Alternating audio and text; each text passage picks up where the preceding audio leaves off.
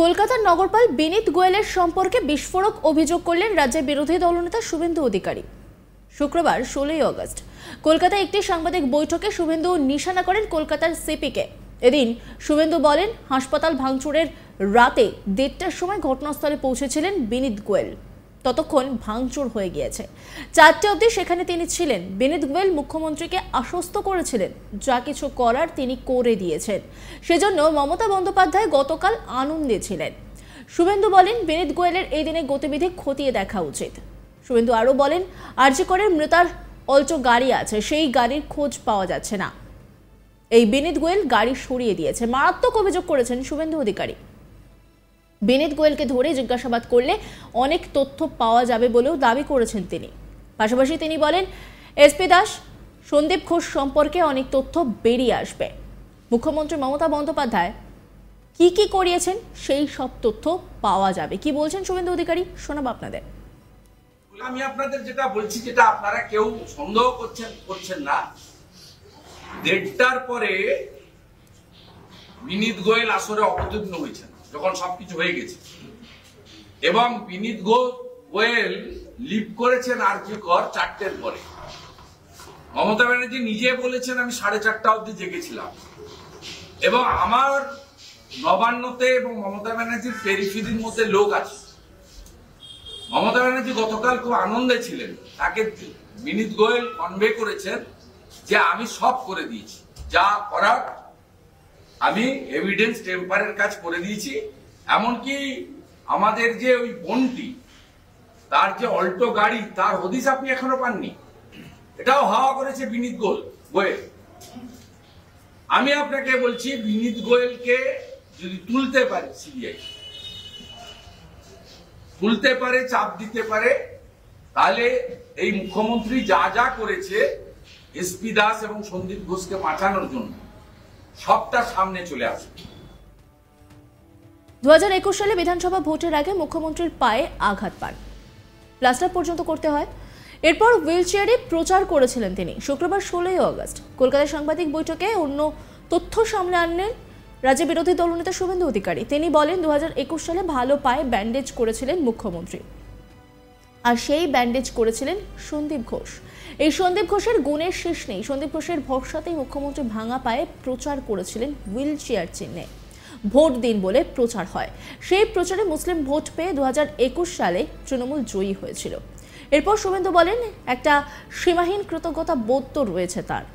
চিৎকার করে বলে বেড়াচ্ছেন, রাম বাম বাম রাম, রাম বাম। সন্দীপ ঘোষ দিতেন খাম। এরপরে শুভেন্দু বলেন, সন্দীপ ঘোষ ডক্টর এসপি দাসের লোক। তিনি আরও বলেন, এসপি দাসের মেয়ে ডাক্তার না হওয়া সত্ত্বেও পিজিতে স্পেশাল পোস্ট ক্রিয়েট করে তাকে নিয়োগ দেওয়া হয়েছে লক্ষ লক্ষ টাকা মাইনে দিয়ে। কি বলছেন শুভেন্দু, চলুন শুনে নিই। বিষয়টা হচ্ছে, আমি যেটুকু জেনেছি সেটা হলো, সিবিআই যে নোটিশ তাকে কমপ্লাই করেননি বলে তারা তাকে নিয়ে গেছেন। এবং এই সন্দীপ ঘোষের তো গুণের শেষ নেই। 2021 সালে ভালো পাটাকে ব্যান্ডেজে জড়িয়েছিলেন উনি। সীমাহীন কৃতজ্ঞতা বোধ আছে। পশ্চিমবাংলার মানুষকে টুপি পরিয়েছেন 21 সালে, ভালো পায়ে ব্যান্ডেজ লাগিয়ে হুইল চেয়ার চিহ্নে ভোট দিন বলে গোটা পশ্চিমবঙ্গ ঘুরে বেরিয়েছেন। সেই অপকর্মটা করেছে সন্দীপ ঘোষ, তাই তিনি চিৎকার করে বুকে বেড়াচ্ছেন, রাম বাম বাম রাম, রাম বাম সন্দীপ ঘোষ দিতেন খাম।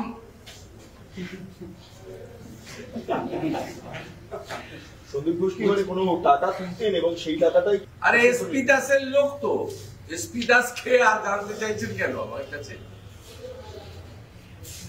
ডক্টর শ্যামাব্রত দাস, তিনি কে? হরিদাস পাল সিকিউরিটি পান কেন পশ্চিমবঙ্গ পুলিশ, কলকাতা পুলিশে? তার মেয়ে ডাক্তার না হওয়া সত্ত্বেও পিজিতে স্পেশাল পোস্ট ক্রিয়েট করে তাকে নীলবাতি লাগানো গাড়ি দিয়ে লক্ষ টাকার চাকরি দেওয়া হয়েছে কেন? কি দুর্বলতা আছে?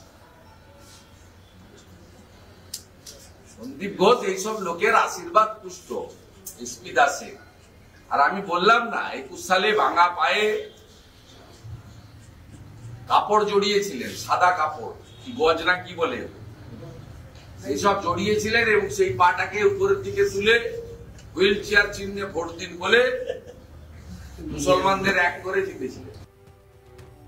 এদিন আরজে করে হামলার ঘটনায় রাম বাম যোগের তত্ত্ব উড়িয়ে দেন শুভেন্দু। তিনি বলেন, আপনাদের বলে রাখি, এরা দু একজন সিপিএম এর যুব সংগঠনের ছেলেকে ধরেছে, কিন্তু আমি বলছি এই ছেলেগুলো যুক্ত নয়। মমতা ব্যানার্জির নির্দেশে এটাতে বিজেপি বা সিপিএম এর ছেলেরা করেছে বলে দেখানোর জন্য এটা করেছে, কিন্তু আমি আপনাদের 100টা ছেলের নাম, ঠিকানা, রাজনৈতিক পরিচয় দিয়ে দিতে পারি।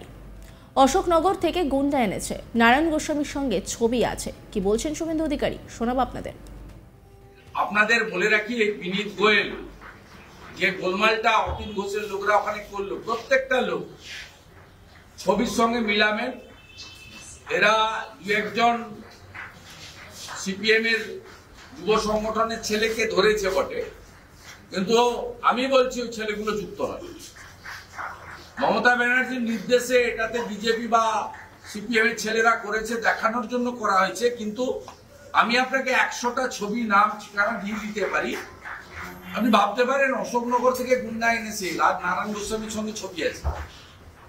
অতীন ঘোষের মিছিলে লিড করছে জুনিয়র বলে একটি ছেলে, তৃণমূলের যুব সংগঠন করে। এরকম অসংখ্য 100টা ছবি, নাম, ঠিকানা, বাপের নাম, গোষ্ঠীর নাম, তার রাজনৈতিক পরিচয় আমি দিয়ে দিতে পারি, আমার কাছে আছে। কলকাতার নগরপাল বিনীত গোয়েলের সম্পর্কে বিস্ফোরক অভিযোগ করলেন রাজ্যের বিরোধী দলনেতা শুভেন্দু অধিকারী। শুক্রবার 16ই আগস্ট কলকাতায় একটি সাংবাদিক বৈঠকে শুভেন্দু নিশানা করেন কলকাতার সিপিকে।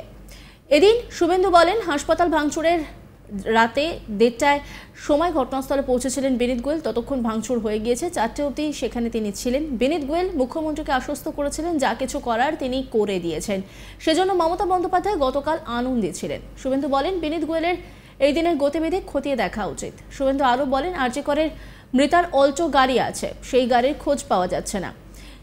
এই বিনীত গোয়েল গাড়ি সরিয়ে দিয়েছে, মারাত্মক অভিযোগ করেছেন শুভেন্দু অধিকারী। বিনীত গোয়েলকে ধরে জিজ্ঞাসাবাদ করলে অনেক তথ্য পাওয়া যাবে বলে দাবি করেছেন তিনি। এসপি দাস, সন্দীপ ঘোষ সম্পর্কে অনেক তথ্য বেরিয়ে আসবে। মুখ্যমন্ত্রী মমতা বন্দ্যোপাধ্যায়কে তিনি আরও নানাভাবে নিশানা করেছেন। তিনি কি বলেছেন শোনাবো আপনাদের। আমি আপনাদের যেটা বলছি, যেটা আপনারা কেউ সন্দেহ করছেন না, 1:30টার পরে বিনীত গোয়েল আসরে অবতীর্ণ হয়েছেন যখন সবকিছু হয়ে গেছে, এবং বিনীত গোয়েল লিভ করেছেন আরজি কর 4টের পরে।